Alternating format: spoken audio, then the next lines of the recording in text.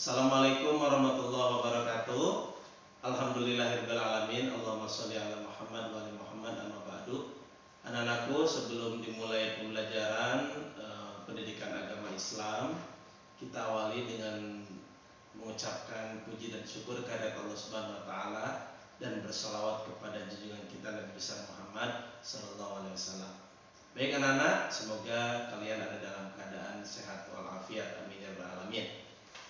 Untuk pertemuan yang kedua ini, insya Allah Bapak akan menyampaikan bab 2, yaitu beriman kepada Allah dan beriman juga kepada Rasulullah SAW. Untuk tema ini, bab 2 ini akan dibagi 2 kali pertemuan. Baik, silakan anak-anak agar membuka buku halaman 15, yaitu beriman kepada Allah Subhanahu wa taala. Beriman kepada Allah. Nah, di sini yang pertama, anak-anak mempercayai bahwa Allah itu ada. Ini harus.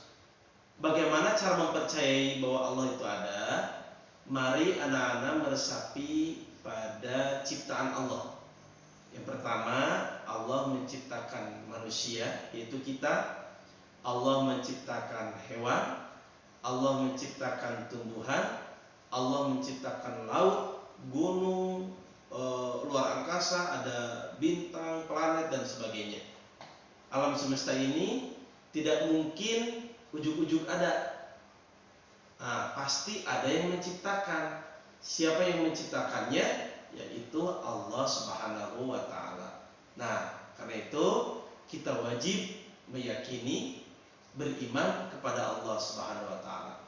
Jadi apa itu iman? Iman itu yaitu yakin kita kepada Allah sepenuh hati. Jangan ragu-ragu anak-anak ya untuk beriman kepada Allah Subhanahu wa taala. Baik, kita lanjut.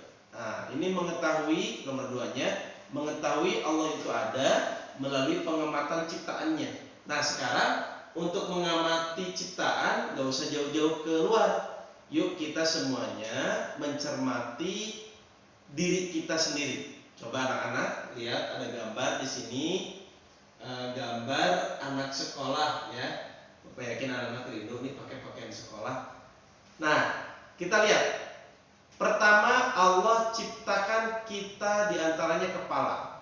Nah, ini kepala. Silakan anak-anak tuh memegang kepalanya. Kepala ini Allah ciptakan. Lalu ada dahi, ini dahi atau apa, tarang ya. Lalu ada telinga, nih ada telinga. Ada mata juga, ada hidung, ada mulut, pipi, terus bahu, tangan, dagu, jari-jari, dan kaki. Bapak nggak nyebutin semua anggota tubuh. Anak-anakku, semua bagian-bagian dari anggota tubuh ini adalah ciptaan Allah Subhanahu wa taala.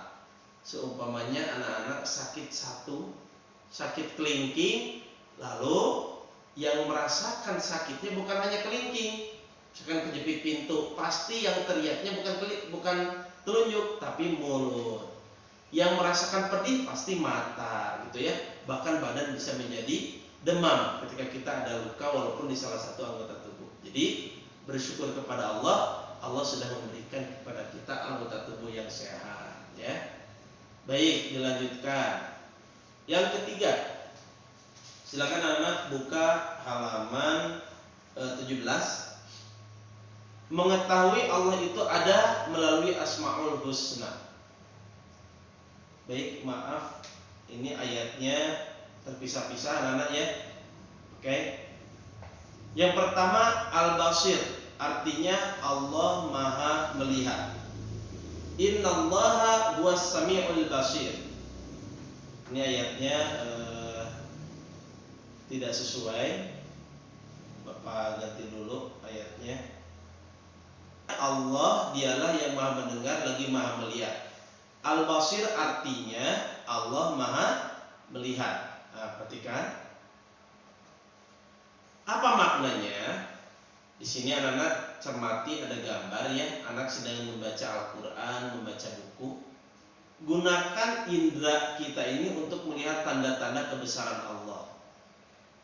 Lalu yang kedua, menjaga perilaku karena Allah melihat setiap perilaku kita. Walaupun kita bersembunyi di tempat yang paling gelap, Allah pasti melihat kita semuanya. Yang ketiga, melihat ayat-ayat Al-Quran. Melihat, membaca, mentadaburi, mentafakuri ayat-ayat Quran, dan mengamalkan isi kandungan Al-Quran dalam kehidupan, dan senantiasa melihat hal-hal yang baik. Nah itu anak-anak. Lalu terlihat yang selanjutnya al-adl. Perhatikan, apa itu al-adl? Oke. Al-adl artinya Allah Maha Adil. Apa maksudnya adil? Baik, perhatikan slide-nya. Adil ini ada dua pengertiannya. Adil artinya menempatkan sesuatu pada tempatnya.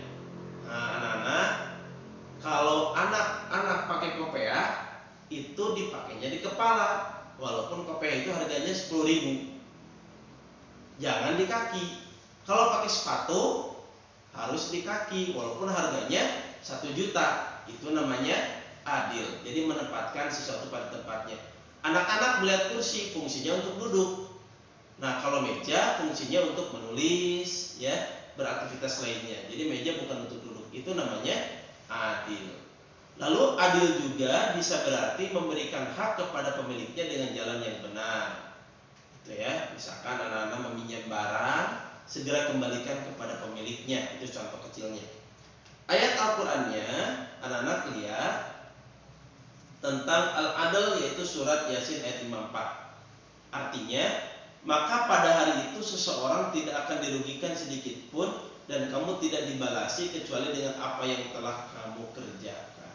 Artinya, jika anak-anak mengerjakan apapun, pasti akan ada balasannya dari Allah Subhanahu wa taala. Baik itu kebaikan maupun keburukan. Anak-anak bisa lihat di Al-Qur'an surat Al-Zalzalah. Siapa yang hafal Al-Zalzalah? Silakan. Nah, di 2 ayat terakhir, "Faman ya'mal mithqala dzarratin khairan yarah." Apapun yang kita lakukan, selama itu baik, maka Allah akan memberikan balasan kebaikan. "Wa may ya'mal mithqala dzarratin syarran yarah." Jika kita melakukan keburukan, pasti juga dibalas oleh Allah Subhanahu wa taala.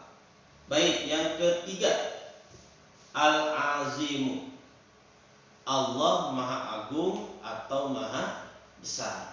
Nih, semua makhluk itu amat kecil dan membutuhkan Allah Subhanahu wa taala. Ini dalam Al-Qur'an anak-anak pasti suka membaca Al-Ikhlas ayat 2. Al-Ikhlas itu ayat pertamanya qul huwallahu ahad, yang keduanya Allahus Shomad. Allah tempat bergantung, Allah tempat meminta. Lalu setelah kita memohon kepada Allah, senantiasa kita bertasbih kepada Allah Subhanahu wa taala, maka bertasbihlah dengan menyebut nama Rabbmu yang Maha Besar. Baik anak-anak, ini makna dari Al-Azim. Lalu bagaimana kita menerapkan sifat Al-Azim itu dalam kehidupan sehari-hari? Yang pertama, selalu bersyukur kepada Allah Subhanahu wa taala. Yang kedua, selalu berdoa memohon pertolongan Allah Subhanahu wa taala, dan yang ketiga, menyadari bahwa kita makhluk yang lemah. Nah, itu anak-anakku yang Bapak cintai, untuk materi bab 2 tentang mengenal Allah dan Rasulnya, untuk sementara Bapak cukupkan pada pertemuan pertama di bab 2 ini sampai ke Al-Azimu. Insyaallah nanti pekan depan Bapak akan menjelaskan bagian B-nya, yaitu bagaimana beriman kepada Rasul-Rasul Allah Subhanahu wa taala. Mudah-mudahan materi ini bermanfaat dan anak-anak senantiasa ada dalam lindungan Allah Subhanahu wa taala dan semangat dalam beribadah. Terima kasih. Assalamualaikum warahmatullahi wabarakatuh.